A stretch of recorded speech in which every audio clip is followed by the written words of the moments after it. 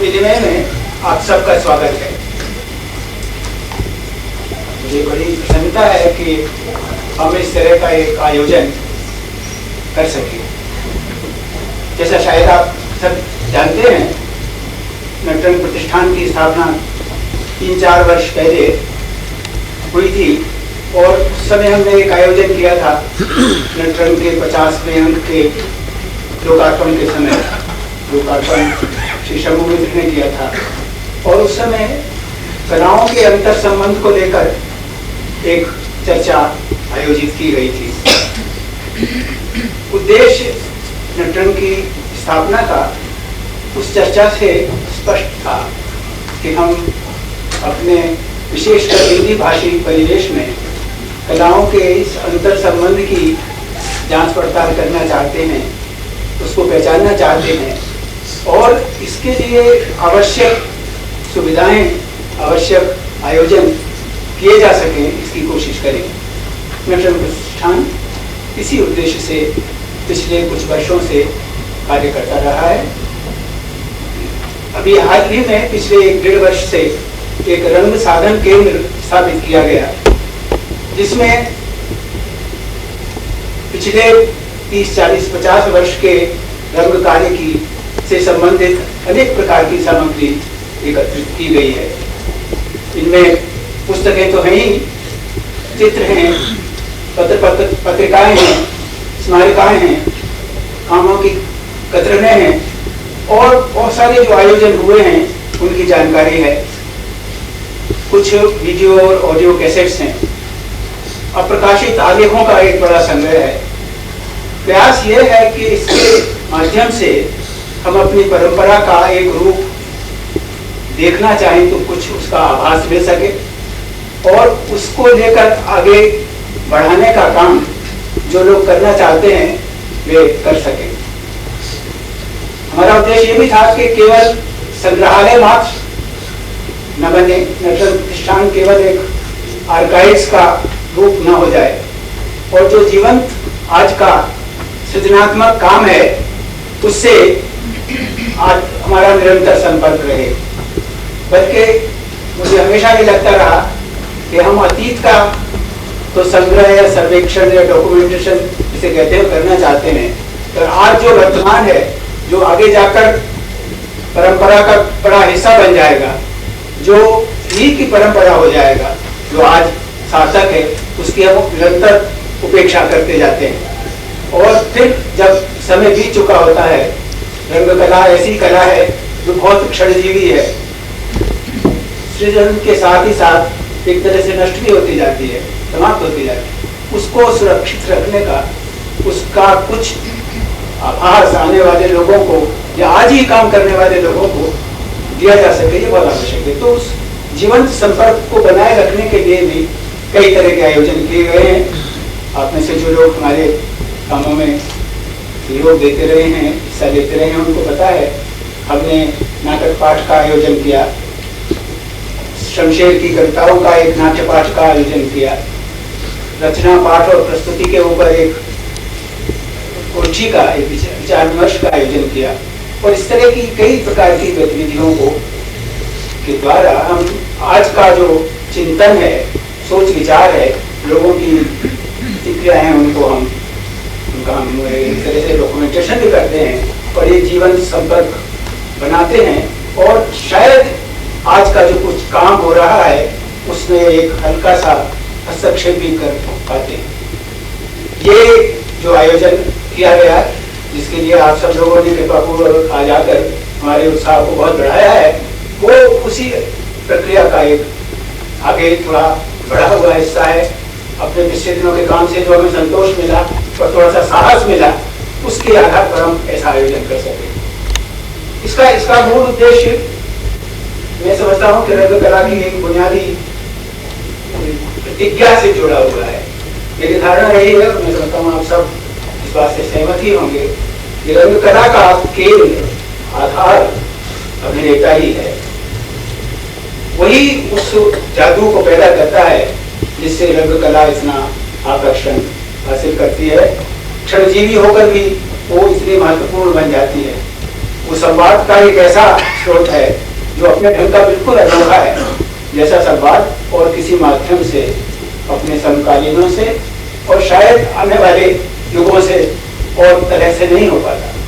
तो उस अभिनेता की इस केंद्रीय स्थिति को जब हम अपने रंग कार्य में, विशेष रूप से हिंदी के रंग कार्य में देखते हैं तो बहुत कुछ अटपटा लगता है, एक अंदर विरोध सा महसूस होता है।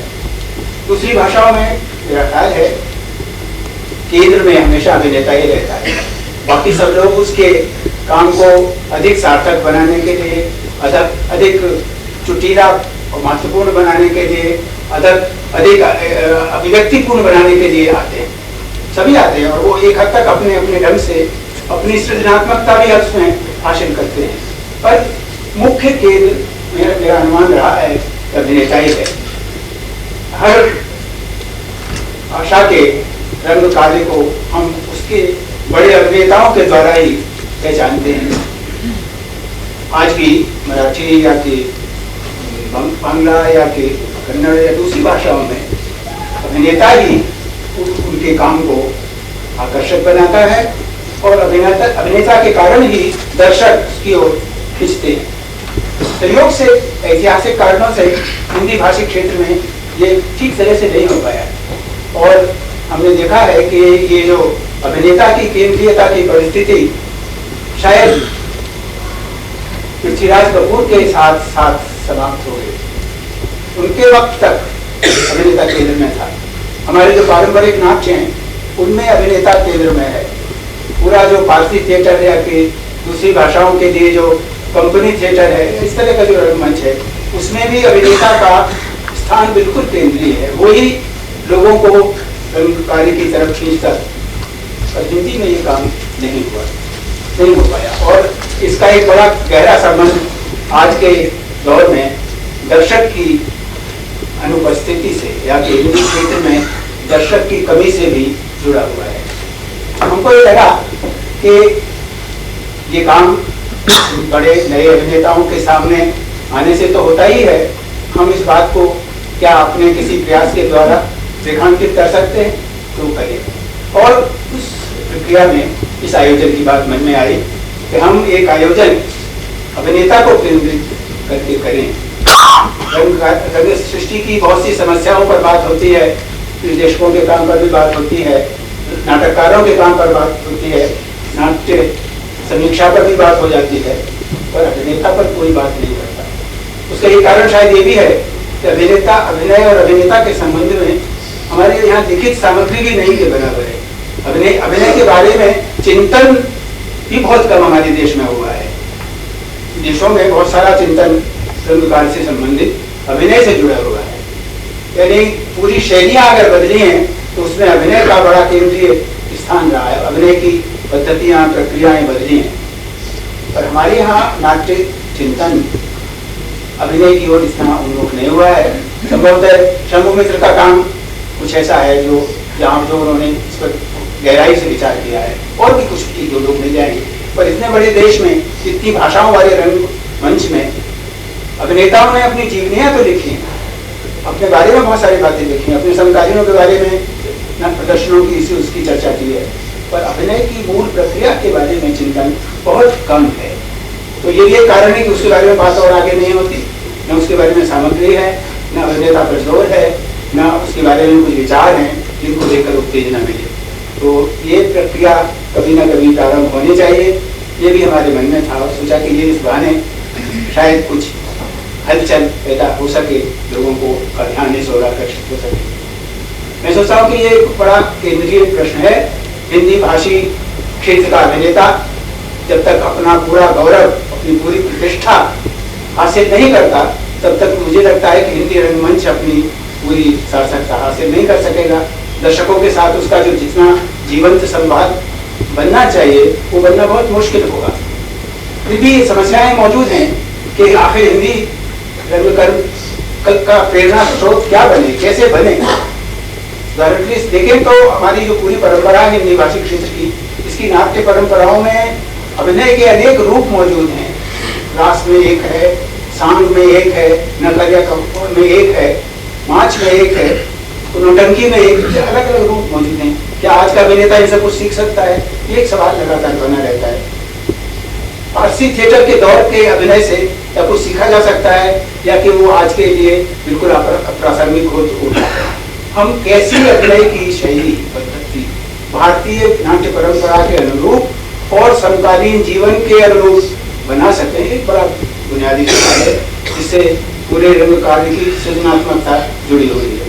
ये सब सवाल मैं समझता हूँ कि हमारे आज के काम के बुनियादी हमारा हिस्सा है। और अगर नटरंग प्रतिष्ठान का ये आयोजन इस दिशा में कोई उत्तेजना, कोई इसी तरह की पहल करने में कामयाब होता है, तो ये हमारे लिए बहुत ही संतोष की और सार्थकता की बात होगी। और मुझे यकीन है कि ये जो जिन दो क्षमतावान अभिनेताओं पर केंद्रित करके अभिनय के बारे में विचार विमर्श की कोशिश की गई है, वो अवश्य सार्थक होगी। पिछले 2 दिनों में आप लोगों ने इन दोनों ही अभिनेताओं के महत्वपूर्ण प्रदर्शन देखे हैं, जिसमें उनकी सृजनात्मक शक्ति का अभिनेता के रूप में अलग पहचान का एक बहुत महत्वपूर्ण रूप आपको देखने को मिला होगा। और मैं समझता हूँ ये भी अपने आप में एक पर्याप्त उत्तेजना का आधार होना चाहिए नई सोच के लिए, नए विचार के लिए, नई बातों तक पहुँचने के लिए। इस आयोजन का जो रूप है वो इसीलिए इस प्रकार से बनाया है कि हम पहले सत्र में इन दो अभिनेताओं के काम पर बात करें, जिन्होंने जो योग दिया है हिंदी रंगमंच को, हिंदी रंग कार्य को कलात्मकता का जो स्तर हासिल करने के लिए जो इनका योगदान है, कंट्रीब्यूशन है, उसको हम उस पर नजर कर सकें, उसको देख सकें, उस पर बातचीत कर सकें और लोगों के आपसी जो प्रतिक्रिया है इसके बारे में उनको भी शेयर कर सकें, उसके साझेदार बन सकें। और फिर इस बातचीत के बाद दूसरे सत्र में हिंदी रंगमंच के पिछले 50 वर्षों का एक देखा जोखा कर सके और आगे के लिए इस पर कुछ रास्ता पहचान सके। ये एक मोटे तौर पर इस आयोजन का पीछे दृष्टिकोण रहा है। और मैं ये आशा करता हूँ कि आप इसे सार्थक पाएंगे और इससे कोई एक नया कुछ कम से कम कुछ विचारों में कुछ हलचल इससे पैदा हो सकेगी, ऐसी मेरी आशा है। आज के कार्यक्रम के प्रारंभ से पहले हमने ये सोचा कि यद्यपि हालांकि आप लोगों ने इनके एक नाटक देखे हैं, पर इनके अन्य कुछ नाटकों की थोड़ी बहुत झलक वीडियो क्लिपिंग के माध्यम से आपके सामने रखें। एक बहुत छोटा सा कार्यक्रम आपके सामने इसका रखा जाएगा।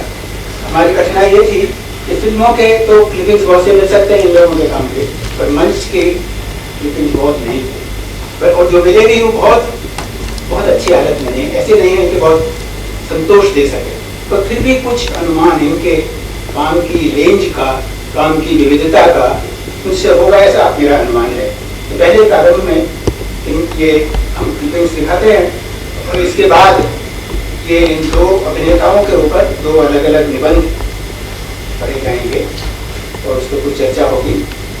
संभवतः उसके बाद चाय के लिए ब्रेक करेंगे और फिर उसके बाद ये दोनों अभिनेता अपने बारे में, अपने काम के अनुभव के बारे में, अपने जो कुछ उन्होंने समझा और किया है उसके बारे में बात आगे रखेंगे और फिर उस पर चर्चा होगी। तो मैं समझता हूँ कि ये शायद सुना तो जा सका, इन दोनों अभिनेताओं की आवाज़ का जो कमान है, जादू है, उसका कुछ और आभास आप लोगों को इन वीडियोज़ को हुआ होगा। इसमें फिल्म और नाटक दोनों के ही थोड़े से टुकड़े। अब हम आज का अपना और आगे का कार्यक्रम शुरू कर सकते हैं। इस सत्र की अध्यक्षता श्री अमीर तनवीर ने स्वीकार की थी और वो अपने घर से मालूम हुआ कि चल भी पड़े हैं, अभी तक पहुँचे नहीं हैं, पर तब तक हम सोचते हैं कि हम अपने इस काम को जारी रखते हैं। और अब मैं श्री जनवर से चराबाव कर माल अल्लाना और अनुराधा कपूर से अनुरोध करता हूँ कि वो आएँ मंच पर।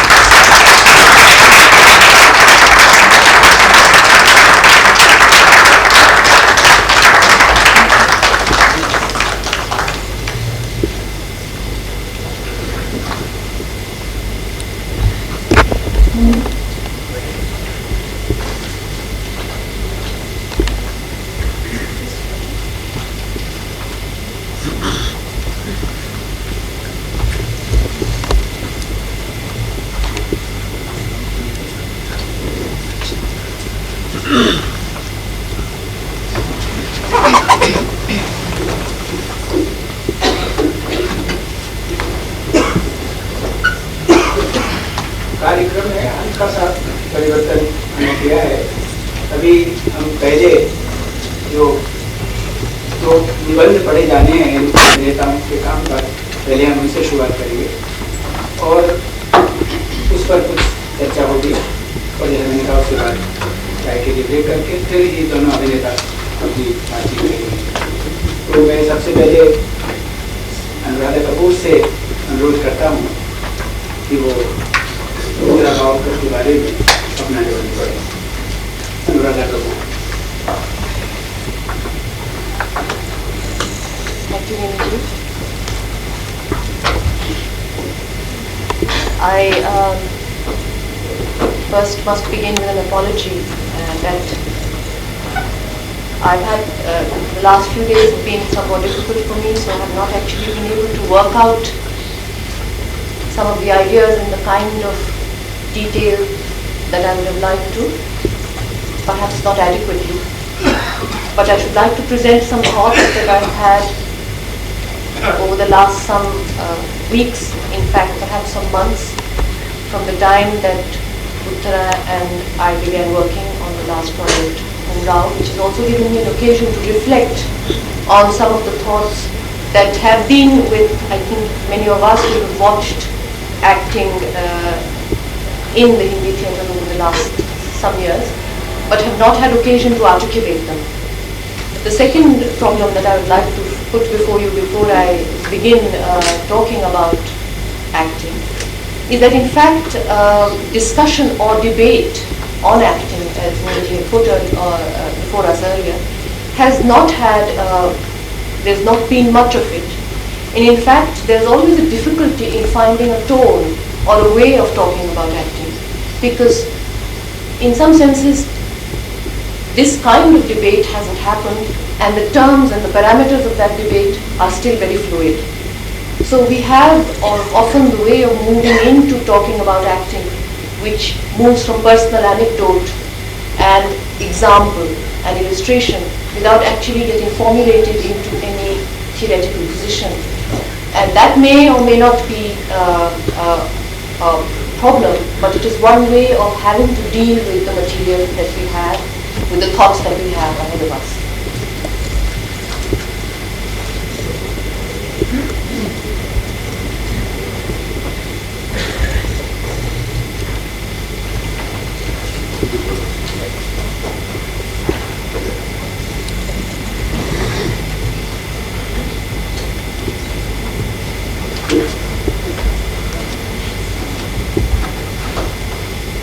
ये दे रहा है तभी का है कार्रवाई शुरू की है।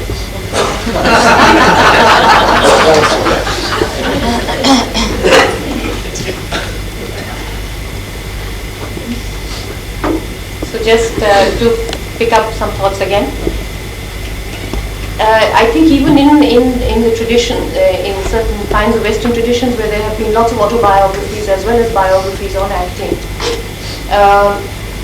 some of the difficulties still remain about how, in fact, what way or what mode one may talk about acting, and in what way to periodize acting.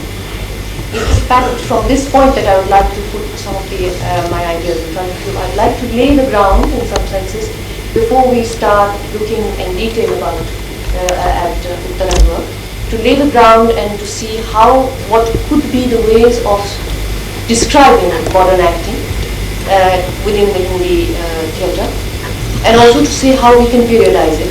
And perhaps that will help in placing and positioning the kind of work that we have in front of us. I suppose one can begin by saying that there are traditional actings which are part of a tradition which could be put as open forms, and in the sense that they are open air as well as open in the way that they actually tell a story. That's one kind of traditional theatre. I'm making a large generalization, but I think perhaps we can work through those. The second would be the intervention of the Parsi theatre acting traditions, which make, I think, a major change, among other things because of the way they change the space of performance, and that would be the beginning and the usages and the elaboration of the proscenium arch. I would actually think of saying, or calling that the first modern. And Then I would say that the next major phase might be put as the coming in and the intervention of the institutionalized, self-conscious modern theatre. The institution, the coming in the 50s and 60s of teaching institutions, methodologies, which see themselves as part of a certain kind of Nehruvian project, but also that see themselves as bringing in a self-conscious modern tradition, which sees itself also related in the two traditions coming in from the form of the Western anchoring and the notions around psychological realism. Just to elaborate the second model, so that we can move a little bit further, I would say that one of the major changes that come into acting through theatre would be the manner of telling a story, and therefore connected with that, the manner of presenting it through acting. So there's more linearity in the story, that it unspools before one's eyes in the proscenium theatre, which is a picture frame. That is, in fact, it is a new way of looking, and this looking in the proscenium theatre produces a very distinct difference between inner and outer world, between inner and outer space, for the reason that you have the proscenium art providing a background, a location, and atmosphere. So already, some of the questions that we may ask as part of the traditional psychological realism have come into the making of acting of Pratishthan. We have then a moment where we have characters which are both individualized. How individualized, what is the register of that individualization, we may think of and debate. But they are at the moment a kind of ideal personified, in many of the Pratishthan performances and texts. But nonetheless, whether they have a deep interior or a deep psychology, that is something that we may again debate. But they do have an interior, an inner space, a soul, so to speak, which is differently articulated. There is the beginnings of a certain kind of psychological realism. They begin to deal with conflicts between private and unspoken words, between typically conflicting desires like love and duty. These conflicts are often soliloquized. They are dealt with, in other words. They are put forward as parts of individuals and individual characterization. And I think then the third point, which in fact already has been mentioned by Nimiti, the charismatic actor comes in onto the stage and across the board, I would say. The charismatic actor that depends greatly, the charisma of the actor very much on great speaking, on great parts, and also a certain manner of personality and charisma as actor and not necessarily as character. And I think that is something that we might look at again when we look at the acting of later times, and we might consider some of the work that Uttara has done. The second modern, in fact, then would be the intervention of acting as taught in drama school or in an institution that sees itself using traditions of high realism coming in from the West, of the Stanislavskian method, for instance, and which I would say puts in new tools of acting into use. And these new tools would be a series of different kinds of questions being asked about character. And these questions would basically relate to psychology, information about character. And as we all know, the kind of questions that are used in building a character, who the character is, what she does, what he does, where she comes from, what is the past history, what in fact is the imaginary history also, which may or may not be in the text. I think these tools get into the teaching methods of our times and begin to get transformed as actual ideas that change acting, I think, very substantially from the traditions that go before it. What these questions produce then is a new kind of individuation, a unique character and a unique individual. each one with a history, with information about that history, each one built around ideas about a detail, a specific detail of psychology. And then I think what comes into being in these characterizations is the idea of the text, the subtext, the unconscious, the conscious moves of motivation and of business, I think, which is quite an interesting moment I would suggest to you. The meaning of gesture, I think, gets differentiated and typically into the move that gesture often covers or uncovers unconscious ideas or motivations. Therefore, the world that these characters are creating becomes cleaved very distinctly between public and private worlds, between public and private spaces, between spoken and unspoken thoughts. I would suggest then that we are actually seeing at this, in the 50s perhaps, the move to a character which is very much part of the traditions of psychological realism.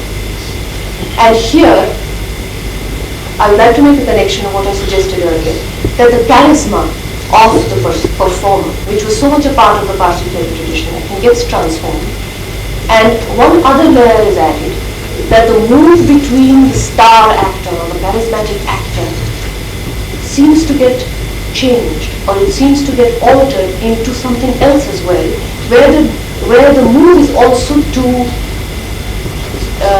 close the distance between actor and character. So it's not simply the charismatic actor personality, but actors who impress upon their characters an individuality, or at least the building of the character, the resources of building that character have come through the individual actor.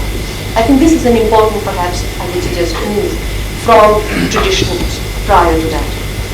I think, therefore, we have a moment which begins a new modern, which takes on charisma, which comes as part of a convention before it, but which alters that charisma into the charisma of the character that is being played, and not the charisma of the actor. In other words, I think the move from external, I don't mean external pejoratively, but the personality of an actor gets subsumed into often the character that he's playing. And I think there's an uneasy sometimes and a very interesting moment when these two things happen together. So we have charismatic performances and memorable roles together, and not necessarily the position of the actor as being the star. I think within these parameters, perhaps I would suggest that we look at Uttara's work, which has, I think, some of the most interesting moments, I think I would suggest, marked in her career, which her work that takes up characterization, and whenever we've talked together, I mean, Uttara has always said, and I think it's always it's there for us to view, the detail with which she works and builds character. So therefore the tools are very much a part of the method tradition in some sense, psychological realism, building a character. But what is also interesting, I would suggest, is that Uttara is able to bring to bear in her work a sort of what we could call broadly, perhaps loosely, a sort of stylization, which would be the use of music and gesture quite often, which need not be connected to the traditions of psychological realism, which we could cut away from psychological realism. So Uttara, perhaps being able to deal with the questions of form on stage, not necessarily and only connected with questions of motivation. So what I do suggest is that whereas we have the building of the character and the detail of psychological realism coming into her work, I think there is also the freedom from asking every time the logical motivational question, letting often the character being built by form. And I remember, and it is something that I remember now since it's so many years, but even some performance like Polly in Triple is, I remember in some senses working on this register, which looks at, of course, the one may describe it as alienation or whatever, but it is part of, it makes the move between the way that you build a character and then the way that you actually throw it outside yourself and it becomes another kind of figure. And I think the move, in fact, from Grusha to Polly is an interesting move, because when I was talking to Uttara, she suggested to me that when she was playing Grusha, it was easier to do so because the age of the character and her own age were matching. So in that sense, she had an easy move into the character, and she played it as she would. So the distinction between role and character was reduced. But whereas she said to me that something like Polly was a difficult picture, because it actually, she had to deal with having to do the character in the problem of the third person. So you're actually then looking at form, dealing with a new kind of structure, and moving inside and outside the parameters of psychological realism. I would say that in another of, I think, a memorable and very a performance that I remember with great detail is also in Look Back in Anger, which is again within very much the tradition of high realism and psychological realism. Therefore, I would suggest that there is in her work an interesting overlap between the way that the tools of the method, the tools of psychological realism get transformed into ways of performing which produce different kinds of roles. And I think perhaps that kind of vision that is looked at in a performance in Begum Patakia or in Jasma. But what interests me also very much, and I think which was something that enriched very much the process of work together in the last few months, is the way that gesture and stylization and music can be are communicated by Uttara. I would say that at one point, if I look at another phase of acting in the theatre, I think there is a marker at a certain point where there are performances which begin to work at a new character, a new subjectivity, a sort of dissolving subjectivity where characters are not completely coherent in the same tradition of the naturalistic habit, but are slightly different. And I would mark that in general terms with performances like a production like Mohammed Oedipus, Fujiyama, The Father. I think there are new kinds of actors emerging at that point. I don't say new as being necessarily completely without tradition, but there are new ways of presenting a character. And I think at such a point there has been this move away from certain parameters that have been set by psychological realism. Fixed notions, therefore, of psychological motivation are moved away. And minute changes of space, age, situation, time, memory are interwoven. And from here I would just want to share with you some of the ideas and some of the ways through which Uttara worked through the character of Ram. But one of the things that I think was interesting is the way that she is able to deal with quick changes in character which are real and believable within the terms of the psychological realist terms, but which are also believable on another way. The change of time and the change of subjectivity, the change of the way that the character can move through memory, has all the ability, I think, of a form that doesn't moor itself only is as a psychological form. So where we have in Umrao, for instance, Uttara moving from one time to another, one space to another, and also one memory to another. And when we were discussing the characters, we would often ask questions which actually said, in the discourse of realism, who is she speaking to, who is the other character, where are they? But we would equally ask, what is the point of view of this memory? And it's something that we often, I think Uttara dealt with and elaborated in an extremely rich way, in which almost each word of the text she layered with point of view. So on the one hand then, we have point of view in almost every sequence. Who she thinks she's telling the story to, who's receiving the story, what is the memory of the event, and also how the event gets transformed in the telling. These layers were worked through, but what also the Uttara was doing was then breaking the text into several layers of these questions. So once you actually question it at that level, I think what was possible in the performance was a whole range of asking questions about how character on stage is made.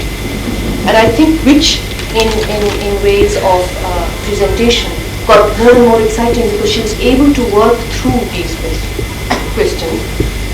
For instance, the question of age, whereas there is no aid in making the figure of Mumra old from the moment she begins to the moment she ends.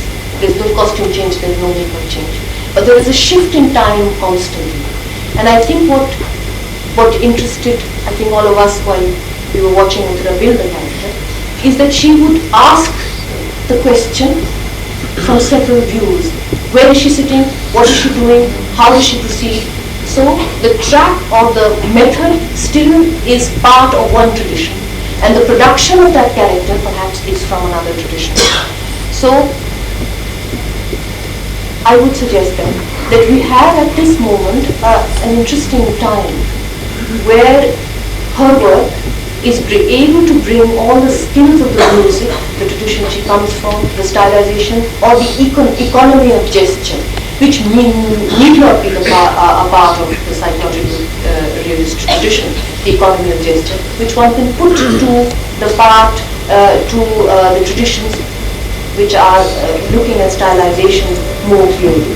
But then putting them together in a way in which both these traditions get bridged, get met, and the rhythm and the tempo of that has to do both with the rhythm and tempo of building a character, but also the rhythm and tempo of dealing with form and structure, which is not of the realist tradition. So then we have, I would suggest, a mutation, a change of two sorts of work. And I think in her career, these moves have been very interesting to see because they have not followed a single track. In fact, they have zigzagged and taken a great deal from traditions that do not correspond to realist traditions, but which actually bring forth many other layers. And as I said, music is one, and gesture is the other.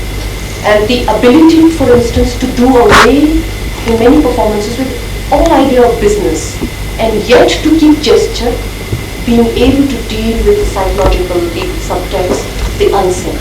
So not actually adding detail, but subtracting, and then yet producing the image of a complex, unspoken, conflicting and contradictory character. I would say that these aspects have been part of the skills that Uttara has been able to do. Not just in the way that she delivers her lines, because that's quite legendary, the way that the word is spoken, but I think also in the way that the body is economized and made very specific to time, to certain moments of change, and that therefore we have, I think, a point where we subtract a lot of gesture. And I think in her latest performance in Ura, but also I would see that as part of the way that she has worked. Great deal is subtracted to present, I think, a distinct gesture, which one may or may not put, therefore, in the tradition of realist acting, but when one can, in the sense that it produces all the subjects that realist acting would do. I would then want to close by saying that we have in Uttara's work a very distinct vocabulary and method. That of building a character in the classic Stanislavskian sense, of asking the classic Stanislavskian question, of producing the classic fund of information from that kind of tradition, but then of transforming that into being at another place and at another position. So whereas we have a psychologically inflected register and character, we also have a character that can move very easily into another register of performance, which is of music, of singing, of actually the use, as I suggested, of the body in an economical and in a subtractive way. And therefore producing characters that can move and change and shift through many traditions. And I think that perhaps is one of the greatest merits of watching her on stage, in the way that she can bridge different worlds and different traditions and different towns within each performance. How she can actually inflect each word, which can then be thrown to different sorts of spaces, and then yet remain a coherent character and give the impression in her recent performances also of being able to produce that character in several other spaces. And I think that has been one of the most exciting moments of watching her performance, is being able to project, let us say, a character of Umrao at various points in the play to another person, to give that character another voice, somebody else's voice, and then bringing it on to herself. That, I think, is not just the fact that the script is structured that way, that she's been part of the process of scripting, but also the ability to stylize herself as being several characters in one character. I'd like to end here and by just making a small observation.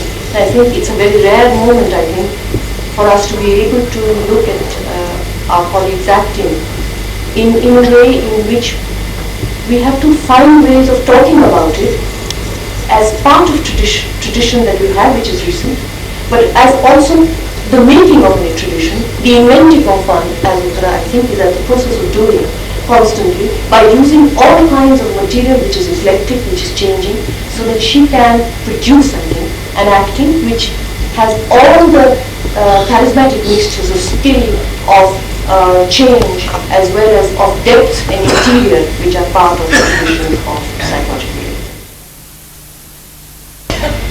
धन्यवाद।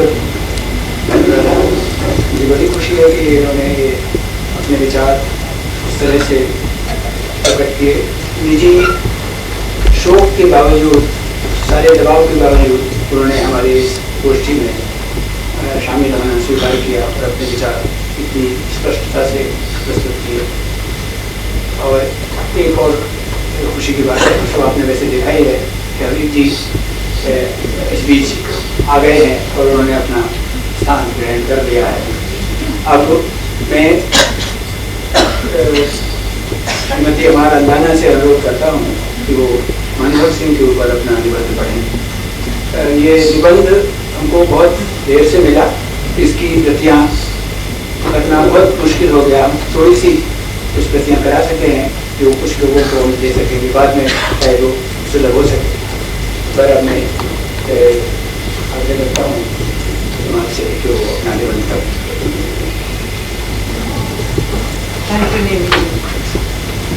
My paper is really concerned very specifically about the work of Manohar Singh and the techniques he employs towards building up a role. I have tried to see this in some perspective and see how he has been progressing over the years from what I have known of him. I am very happy that Anuradha in the beginning gave a wide context in which we can see the work of both Uttara and Manohar. And I think in many ways our ideas are quite similar, and I'm very happy that that has happened. So I shall begin. It goes without saying that Manohar Singh's acting has immense appeal for us both emotionally and theatrically. And it is undoubted that he is one of the finest actors of our generation, whose performances are of a class comparable to the best anywhere in the world. Many of them can be considered landmarks, punctuating the development of his own career at different stages, but seen in a larger context, they also mark the coming of age of contemporary Indian theatre, so that his achievements run parallel to those of our playwrights, directors and designers. In his recreation of contemporary roles, Manohar has been able to capture a vigor, aggression, schizophrenia, and restlessness, qualities which define the temper of our times as we try to sift and sort out contradictions in our search for a contemporary yet Indian idiom. Manohar's search is located essentially in the area of discovering a new performance language. Yet he never lets go of that fundamental knowledge which all great actors must have, and that is to reaffirm and reassert the very physical, tactile experience of the stage, a quality which constitutes its definitive strength.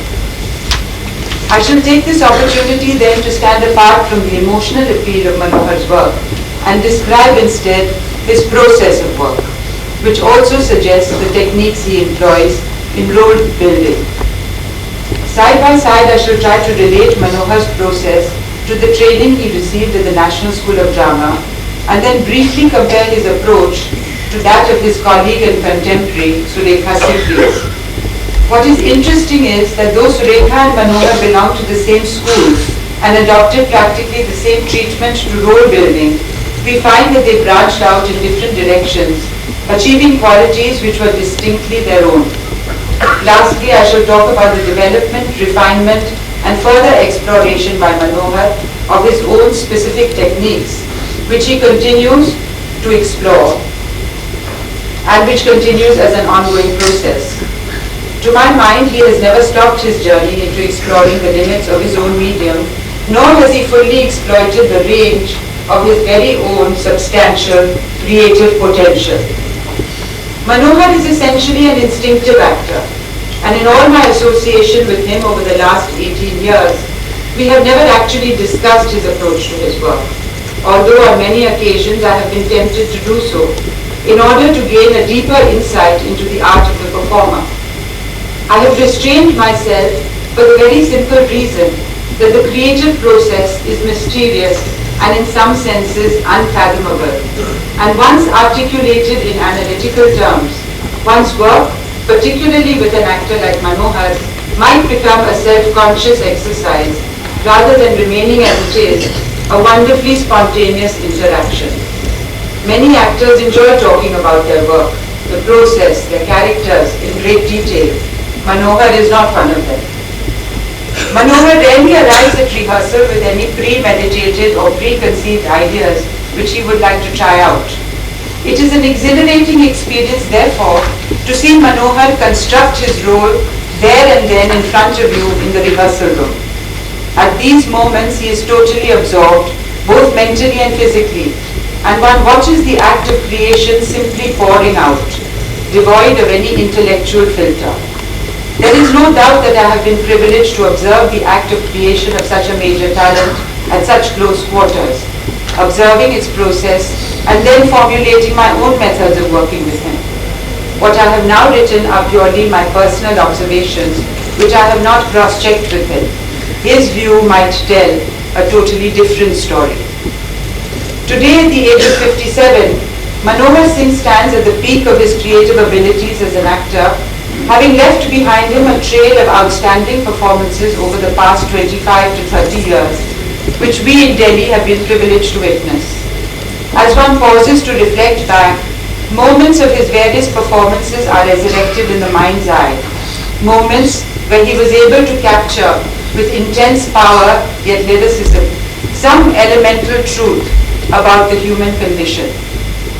Manohar, standing in a worn-out kurta pajama, hela in hand, his neck jutting out, his shoulders stooped as Mahendranath in Adhi Adhure, acknowledging that he is a cipher, a rubber stamp, and at the same moment, as an utter contradiction, attempting to make that a scoring point over Savitri's domination, expressed through Surekha's scorn as she stands there impassive, sneering.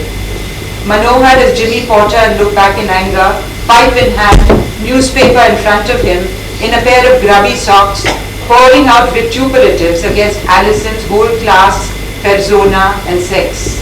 Here Surekha renders Alison as immensely feminine, fragile, vulnerable, on the verge of being shattered constantly by Jimmy's abusive, abrasive barrage, an incessant, knife-like tirade, giving vent to what appears to be generations of suppression. Manohar is Tughlaq as he stands on the ramparts of Daulatabad and converses with the young attendant. Here Manohar registers Tughlaq's need for a moment of solitude and introspection in an otherwise tumultuous action-filled portrayal. This sequence stands in sharp contrast to an earlier one, where his entire frame, racked by physical exertion, quivers as he raises his hands with the dagger and then brings it down with a thrust into Shahabuddin's bowels, whose body lies pinned in a vice-like grip between Manohar's knees. The gesture of stabbing is repeated several times, long after Shahabuddin has died. As each slug comes down, accompanied by a sound of panting in short staccato bursts, we see Tughlaq not just killing Shahabuddin, but also trying to obliterate from his mind the memory of those others whom he had murdered and whose ghosts perhaps still haunt him. The power of this moment as rendered by Manohar lies not only in the masterly rendering of the theatrical gesture, but the fact that through Manohar's exposition of this action, he leads us from the external gesture towards the darker, more subliminal area where the tortured psyche of Tughlaq resides. Whereas Shahabuddin's murder is reflective of Tughlaq's myopia, the scene on the ramparts with Tughlaq alone is suggestive of his need for perspective. He looks out into the distance, into the surrounding void that perhaps encompasses his past and present, as well as an undefined future.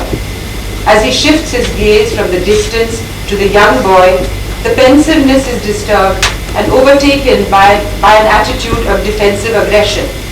A while later, as he listens to the young boy, Manohar subtly transforms this aggression into one of empathy. We get the sense of a man opening up, listening, responding to the boy, thus establishing a bond between them. Likewise, Manohar's body responds to this change. So from the initial exhaustion, it changes to the tension of confrontation and yet again to a kind of relaxation and repose. I have gone into some detail in describing this scene because it provides us with some basic clues as to the type of training Manohar had been receiving at the National School of Drama in the 60s. One of the first things he was taught was that a role cannot be approached at random. Rather, it has to be built up step by step on the framework of a strong structure. For example, we see that the above scene has as its central theme contemplation. Manohar has to portray contemplation, but he cannot play contemplation as a general attitude or mood. So he gives himself specific tasks. He first contemplates the bedraggled refugee camps which surround the fort, like so much debris caused by his insistence on shifting the capital from Delhi to Daulatabad. He then contemplates the boy's physiognomy. The boy becomes a reflection of himself, and so he turns his eye inwards, suggesting inner contemplation. And finally, he contemplates the vast universe. Thus, as an actor, he has learned to locate and identify in palpable terms 4 objects to contemplate and allow those to act as a stimulus to his emotional response, which he expressed through his body, voice, gesture, and eyes. Another element of Manohar's training which becomes apparent in this sequence is the control and release of physical energy through the training of the body and voice. This knowledge allows him to either release his energy very slowly or in bursts according to the requirements of a particular scene. What is significant is that at no point does he expend all his energy. It is only always partially spent. It is always contained. This results in the maintenance of an inner tension, giving us a sense of him being always charged, alert, intense, alive on the stage. I have identified some important aspects of Manohar's training at the NSD as reflected in his creation of the role of Tughlaq. This I would like to identify as Manohar's first phase, the learning phase, which ran approximately from the mid-60s to the mid-70s. And in this phase he was being trained in the classroom as well as applying those techniques in public performances. So although he had finished his course of 3 years at the NSD, his training continued up to the early years of him being with the repertory company. Here, for the first time in India, was an institution attempting to methodologize training for modern actors into a self-consciously acquired technique for use on the contemporary stage. As in other fields, Indian theatre workers were looking towards the West for some kind of guidance towards creating infrastructures as well as formulating educational methods. However, these years during the 60s were characterized by a more discerning, analytical approach in assessing the viability of Western techniques of training to be assimilated into what was evolving into a modern Indian theatre movement. As far as the training of the actor was concerned, the methods adopted at that time by the NSD ran in close parallel to the Stanislavski's approach. Manohar Singh, Surekha Sikri and Uttara Bavkar were the product of such training. The second phase of Manohar's growth involved perfecting and mastering of those predominantly Stanislavskian techniques which he had acquired during his training. What came through strongly in Manohar, Surekha and Uttara's performances at this time was that there was a much greater emphasis on the surface detailing of the role. This was later to evolve into their predominant treatment of role building.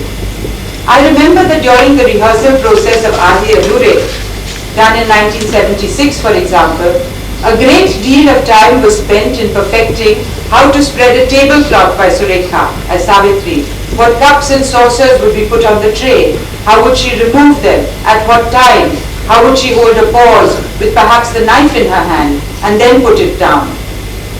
Similarly, the tinkling of a spoon in a cup by Uttara as Binni as she stirred a cup of tea.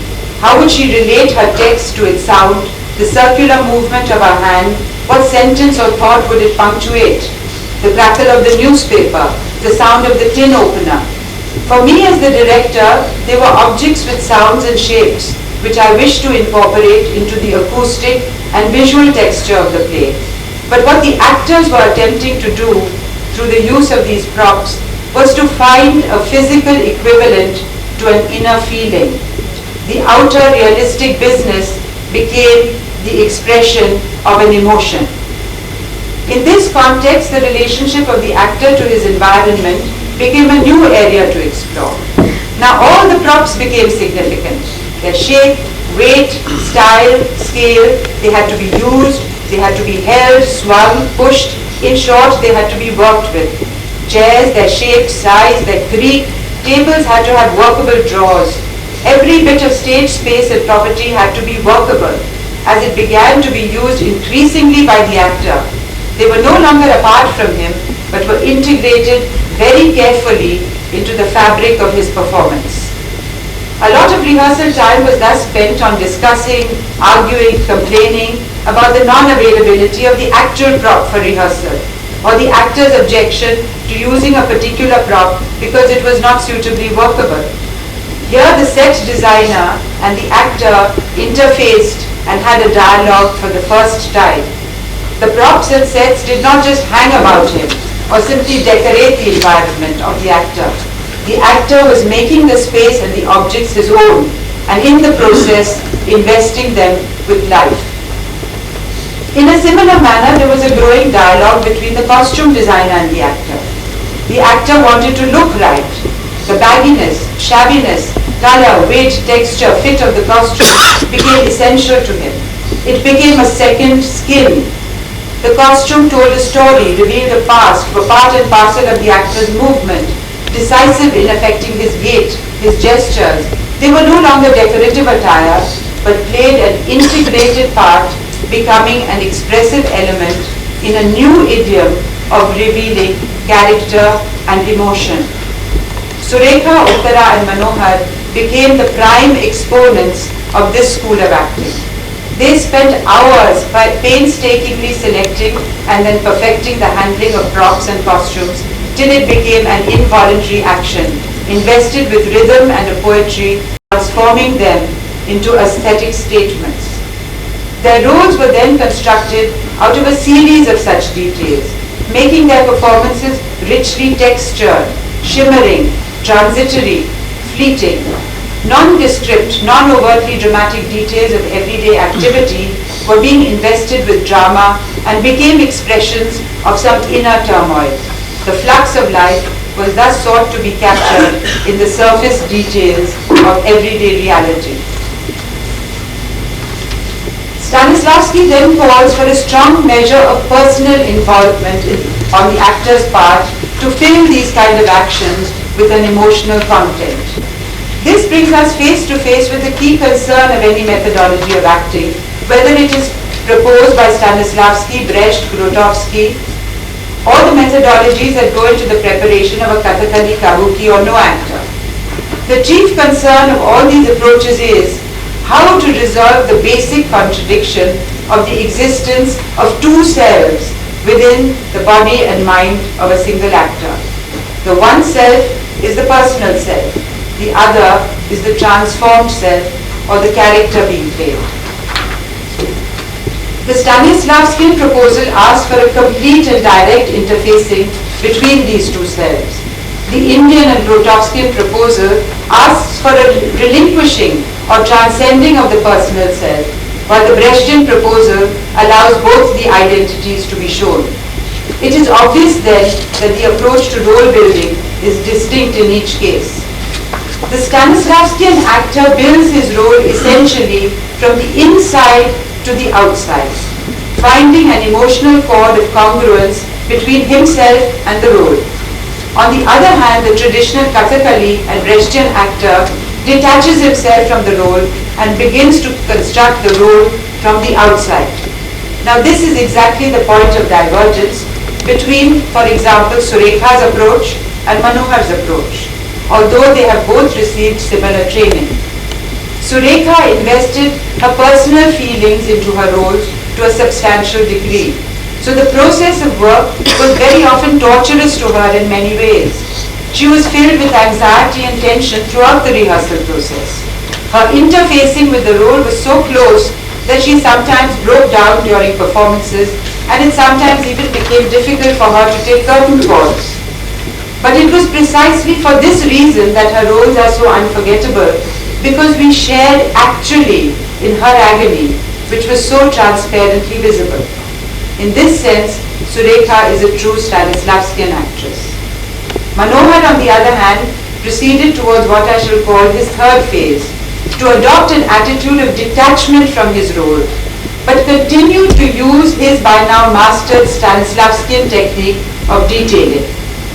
Now he began to lay greater emphasis on the constructional aspects of role building, relying on the physical and external aspects of depiction. He thus began constructing the role from outside as form.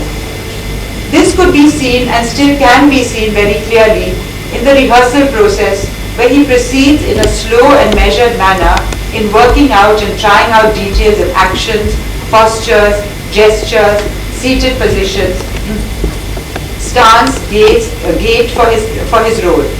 How he looks, his costumes, properties, the use of them, how to locate himself spatially on the set, his visual relationship to other characters on the stage, the tempo and rhythm of his movements, tone, pitch and volume of his voice are all calculated, studied and worked at to evoke a certain emotional response.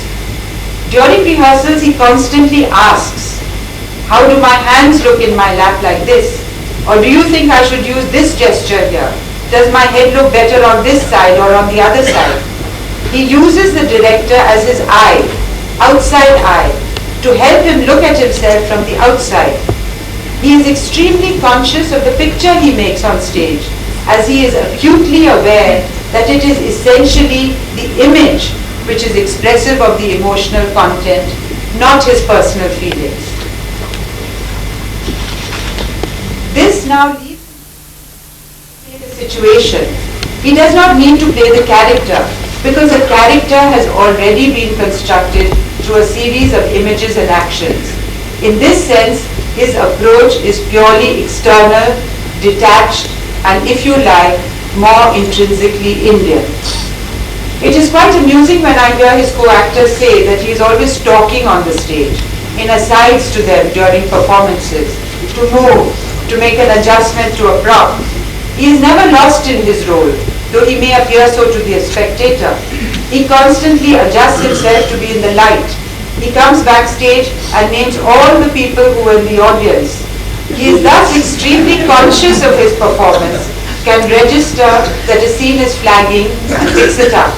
At the end of the show, he is never exhausted or depleted. Rather, he is liberated, excited, rejuvenated. All these things point to the attitude of detachment he maintains from his role. This attitude of detachment was enhanced considerably by the fact that from the early 80s onwards, that is from the time of Mahabhoj, we have increasingly been altering, restructuring and prolonging the rehearsal period.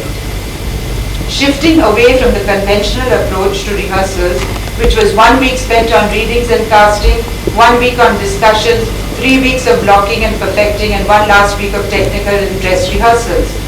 The total duration of a normal play was 6 weeks, the rehearsal time. Because we were not confronted with a ready-made text of Mahabhoj, several months were spent in transforming the novel into a play. Although the initial structuring was done between Manu Bhandari and myself, there was a significant input by Manohar and the other actors in the whole process. Thus the actors were giving shape literally from the outside to their roles, having the freedom to add in details, alter, change their dialects, work out their significance in particular scenes, but always having to keep in mind the roles of the others in the overall structure of the play, but one which in itself also kept altering with newer inputs. This not only called for the active participation of the whole ensemble, but allowed the actor to distance himself from the role for about a month, resuming after that to give final shape to all aspects.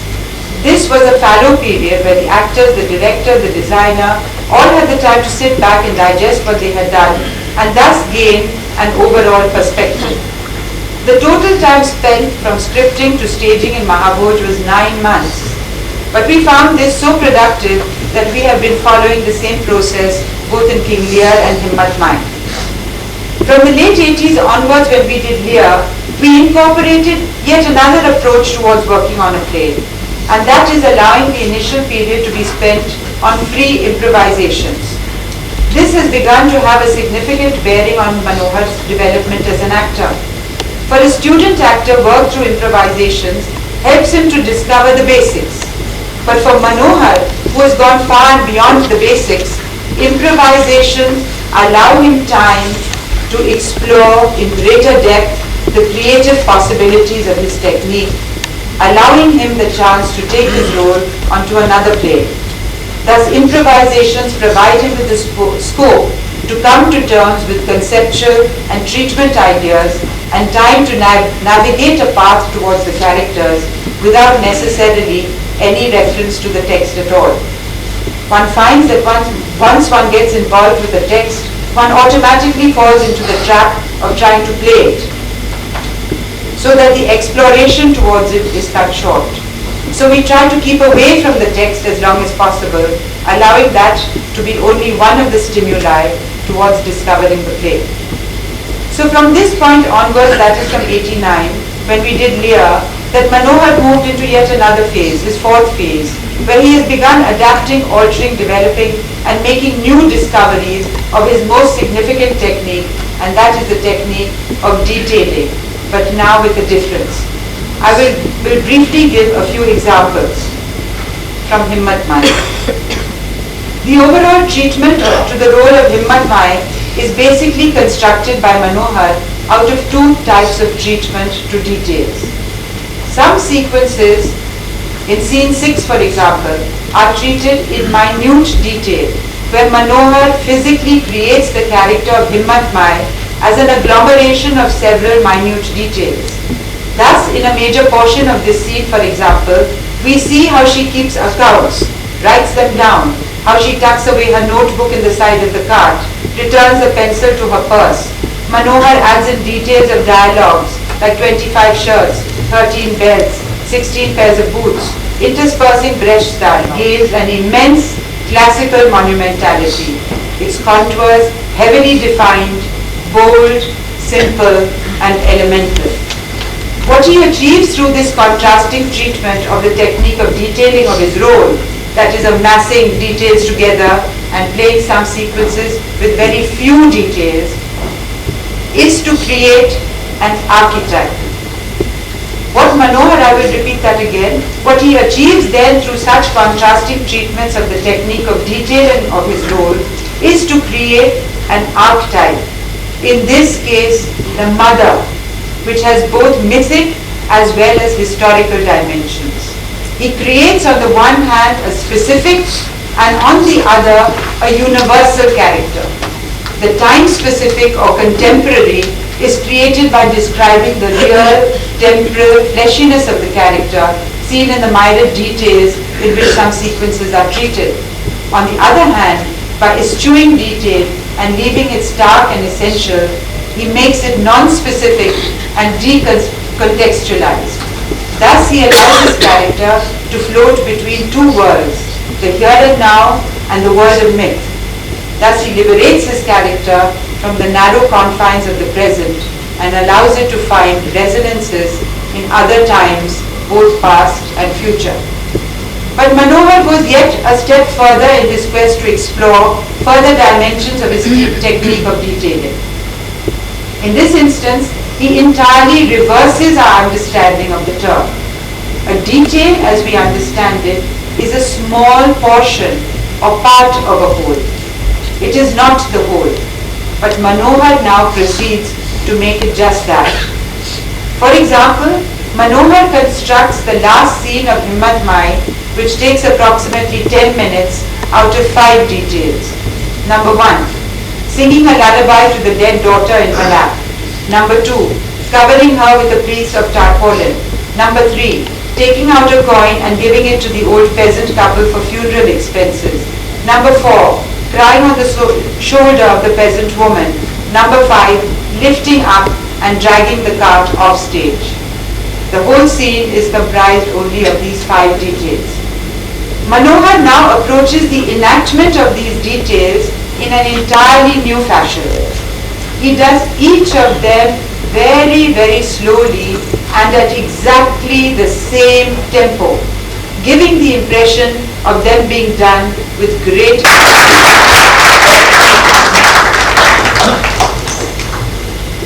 धन्यवाद कमाल इस बहुत इत्मीनान और सूझबूझ के साथ लिखे हुए निबंध से मतलब और आगे बातचीत की बहुत गुंजाइश बनी है।